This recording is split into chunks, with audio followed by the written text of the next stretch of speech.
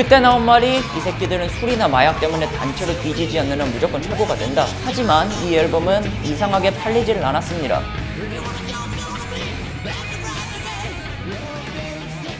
한시대를 풍미한 옛날 뮤지션을 알아보는 시간 복고맨입니다. 오늘은 드디어 여러분들이 그토록 원했던, 그리고 저 또한 그토록 원했던 밴드를 다룰 예정이에요. 그야말로 셰성처럼 등장해서 메탈의 끝을 화려하게 장식, 그리고 그 누구보다 수많은 추종자를 몰고 다닌 밴드죠. 단순히 한시대의 흔적으로 분류하기엔 너무 큰 족적을 남긴 밴드 건즈 앤 로지스를 다룰 예정입니다. 제가 생각하는 건즈 앤 로지스는 그야말로 모든 락키드의 롤 모델이자 전설의 모든 조건을 갖췄던 밴드. 쉽게 말해서 존나 멋있었고 하는 일마다 화제를 몰고 왔고 짧고 굵게 떠나갔어요. 이렇게 보면 쉽게 성공한 것 같지만 막상 결성 과정부터 온갖 파란만장한 일을 겪었던 밴드거든요. 성공도 너무나 극적이었고 그렇게 끝까지 극적인 역사를 만들다가 갔습니다. 주옥 같은 음악들과 더불어서 이런 역사도 분명히 건즈 앤 로지스라는 스타를 만드는데 일조했을 거라는 생각이 들어요. 합쳐있는 동안은 그 누구보다 강렬하고 강력했던 건즈 앤 로지스의 역사를 이 영상을 통해 알아보도록 하겠습니다. 자, 건즈 앤 로지스 하면 떠오르는 것, 물론 음악도 음악이지만은 깽판과 술, 마약을 비롯한 각종 사건 사고죠. 특히 보컬인 엑슬 로즈는 거의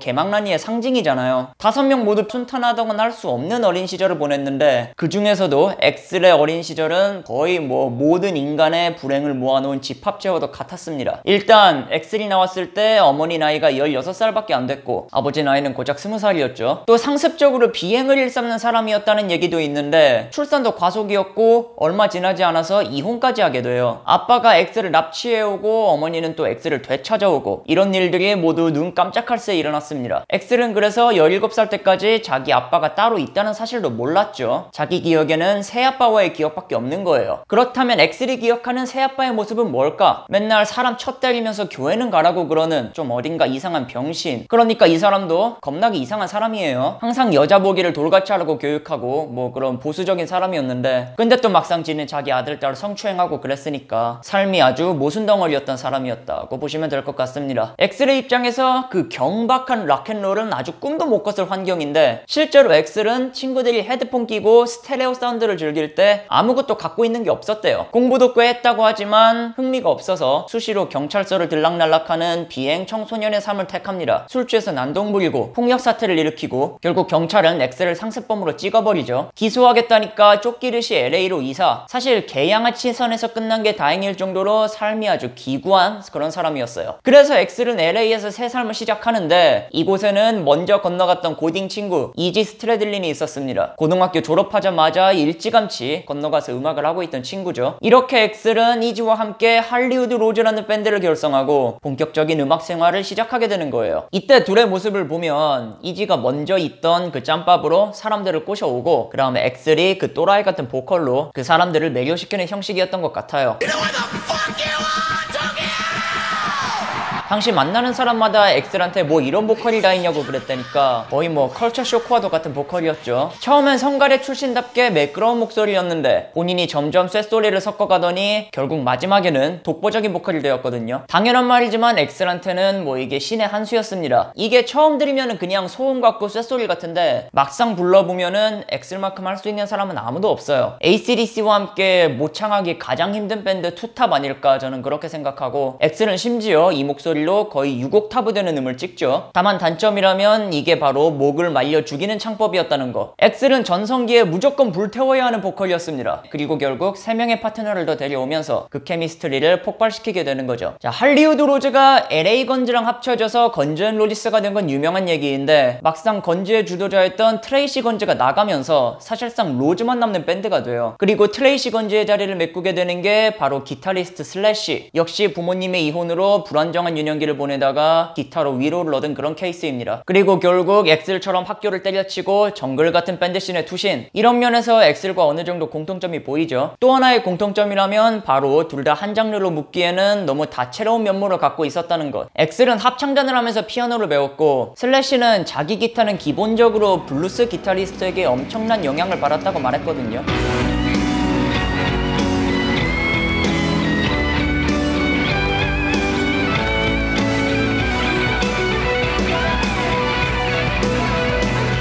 이런 둘만의 특징은 결국 엄청난 시너지를 이끌어내고 건즈 앤 로지스의 노래를 다양한 장르가 뒤섞인 그런 노래로 만들고요. 말은 메탈인데 사실 메탈보다는 하드락에 가깝습니다. 그 당시에 화려한 비주얼 때문에 글램 메탈로도 많이 분류가 되는데 사실 이런 건 고작 건즈 발톱의 때 정도 되는 아주 조그마한 특징 중 하나에 불과해요. 심지어 엑셀은 이미 이때부터 건즈 최고의 역작이 되는 발라드를 쓰고 있었죠. 이 곡은 결국 작곡을 시작한 지 8년이 지나서야 세상에 나오게 되고요. 자, 제가 엑셀과 슬래시에만 시간을 할애했는데 그렇다고 이지 스트래들린이 쩔이었느냐면은 또 그것도 아니에요. 초기 건즈 앤 로지스 작곡의 핵심이 바로 이지였는데 이지 없었으면은 뭐 더블 터킨 자이브나 아니면 스윗 차일드 오 마인 같은 명곡들이 안 나왔겠죠. 아니면 그 형태가 달랐거나 또 미스터 브라운스톤 같은 곡도 슬래시랑 같이 담배 꼬나물면서 만든 그런 곡입니다. 베이시스트인 더프 맥케이건도 같이 작곡을 하면서 It's So Easy, 뭐 Night Rain 이런 곡을 같이 만들어냈고요. 그래서 뭐 건즈 앤 로지스는 여러 의미로 미친놈들의 집합소였다 이렇게 보시면 될 것 같습니다. 건즈 데뷔 이전의 썰들을 들어보면은 이것도 G.O.D 뺨 따고 후리는 눈물 스토리예요. 엑셀은 뭐 돈을 벌기 위해서 시급 8불 받고 담배를 펴주기도 하고 그랬는데 이때 멤버들이 살았던 집은 그 몰골이 생지옥 같아서 별명이 헬하우스였다고 하죠. 그렇게 클럽 공연을 하면서 이름을 알리다가 마침내 개펜 레코드와 계약에 성공하면서 그런 그지 같은 삶을 탈출하게 되는 거고요. 이 당시 그 개펜 레코드사 관계자의 말을 들어보면은 건즈는 그냥 덜썩 부른 떡잎이었대요. 개개인이 스타성 쩔고 게다가 케미도 쩔고 개성, 실력 모두 다 출중했었고 그때 나온 말이 이 새끼들은 술이나 마약 때문에 단체로 뒤지지 않는 무조건 최고가 된다. 그래서 멤버들을 헬하우스에서 내보내고 가구 하나 없는 집으로 쑤셔받게 되죠. 곡 써라 노예야. 그리고 멤버들은 거기 처박혀서 술이랑 마약 빨면서 노래만 주구장창 쓰게 되는 거예요. 뭐 이 선택은 결국 세기의 명곡을 만들어내면서 개펜 레코드의 신의 한 수가 됩니다. 이때부터 건즈가 EP를 내면서 본격적인 데뷔를 위해 박차를 가하는데 마침내 1987년 7월이 되어서야 정규 1집 Appetite for Destruction 발매. 이 앨범은 발매와 동시에 파격적인 커버로 논란을 낳으면서 그 다사다난한 역사의 시작을 알립니다.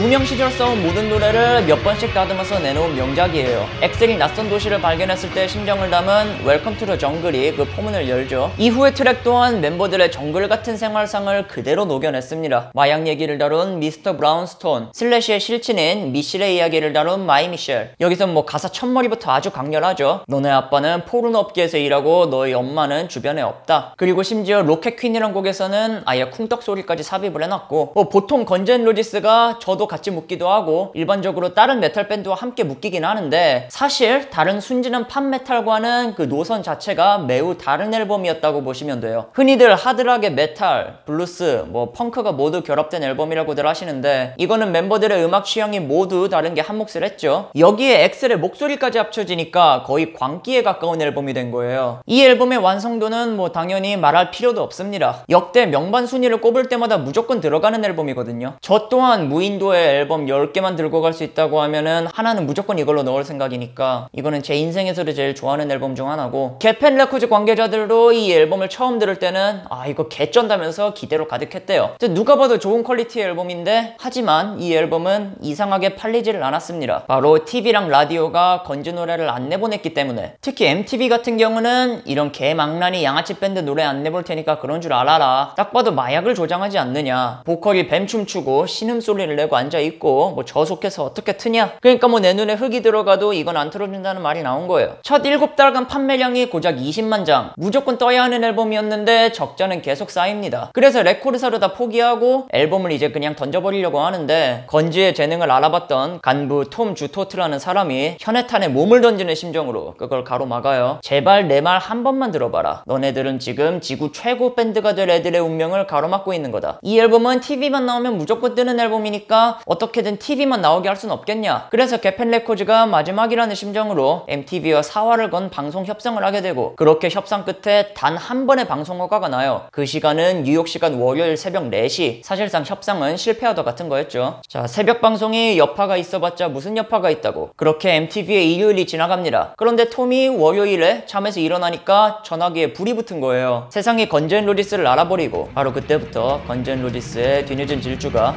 시작이 된 거죠. You know where you are. You ain't in time.